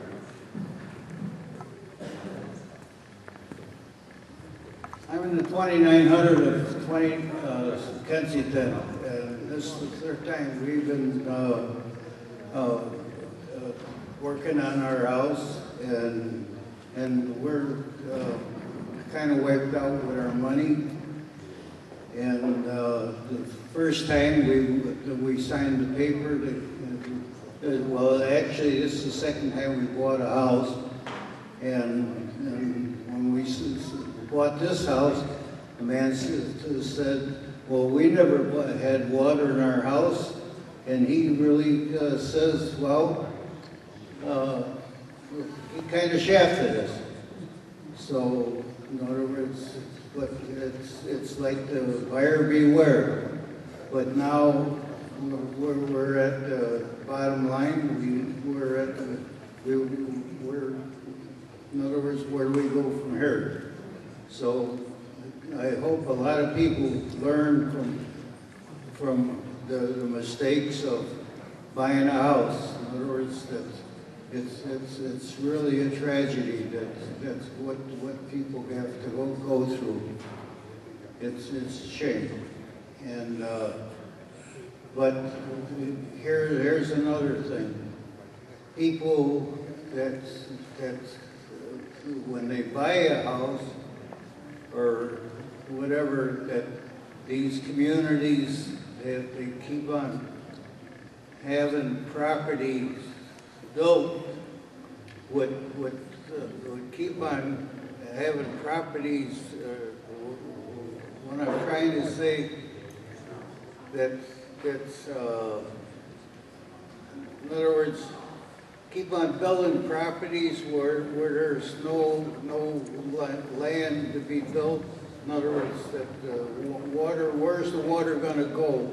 And before you had farmlands where the water can sink in. Now you don't have nothing. In other words, the deer can't even go any place. So a lot of people, they got their goodies, they ran away. So maybe some of them people, maybe they had some brains that they would have listened to what I'm listening to. Maybe they had some connection to what I'm talking about, what they wanted to worry about what they got. But I mean, this is the community, or these are the people that are futures. So I don't know. This is our world. Thank you. So thank you again. There's a lot of pain here, I understand, and you know this is a way to share that with us. To me, this is deja vu. Certainly wish that Addison Creek was up and running. Certainly wish that we had a bigger retention pond. Actually, certainly wish we didn't get 5 inches of rain. You know, I wasn't planning on it. You know, they have a 100-year flood. You know, while I'm standing at the helm. But I have our engineer. I wanted to make sure that Mark. Did you have anything, words of wisdom that you'd like to comment? Anybody else? Board? Anybody? Wally? Flood mitigation plans in the hopper. Exactly. And the gentleman said, I think the last gentleman that talked about, you know, you can't worry about FEMA, or you can't, but you know what? The bottom line is that's where the money starts. And that's what we start from there, and then we start moving down the train. The village itself cannot fund what needs to be done, and that's where we have to, you know, we've got the things in place, mitigation plans, shovel-ready programs, we just need the funding. And unfortunately, in a situation like this, the funding starts on top, it doesn't start at the village. Well, I can assure you that our village engineer, Mark Zesch, who's here, and the engineers from V3 who we met with the other day, will be working in consort with the MWRD to certainly look at the retention pond operation there. I've asked Janet and Dave to kind of get some pricing on some of the Jersey walls and see how many we need and see if that'll alleviate something that may happen on the south end. Some of the thoughts that I had that are out there that, you know, I certainly don't have them all, and if you have any other thoughts, please email me. We'll kick them around the engineers. I'm not an engineer, I'm a policeman by trade, but I'm certainly surrounded myself with a bunch of learned individuals. Dave's an engineer as well, and we look at the pluses and minuses and see what we can do. If you think for 1 minute that I want this to happen in my town where I was born almost 60 years ago, heck no. I mean, this is a lovely town and everybody busts their ass to make it the way it is. And I certainly want to keep it that way for all of us to enjoy and our children as well. So, that's it for the day. Is there a motion and a second to adjourn the meeting? Might you be eliminating building fees for rebuilds? Oh, yes we are. I'm sorry for reminding me. Building permits. The board at our last meeting, if If you have flood-related building issues, that we've waived the fees for those. However, you have to make sure that your contractors are licensed and registered with the village. That is a requirement. We don't, in the last flood event, we had a number of fly-by-night scam artists come, give me $2,000, I'll rip the hell out of your basement, and they started and they walked away. So if you have contractors actually doing the work, they have to come into the village, they have to show that they are licensed and bonded and pay their $100. But as far as the homeowner is concerned, that is waived, okay, for flood mitigation type thing. But That'll go for how long? When will you stop waiving the fees? What date is that? we haven't determined a date. I think we're going to be pretty fluid with that as well. I think we've even went over a year, I think, last year, guys, about that. I mean, we'll be fluid with it. If it's flood-related damage, somebody remodeling an upstairs bedroom that never got a drop of water, then you're SOL. But you'd be surprised how that happens. So, anything else? If there's a motion and a second to adjourn? Nick and Brian, all those in favor? Aye. Any opposition? Paulie, I know you want to say no.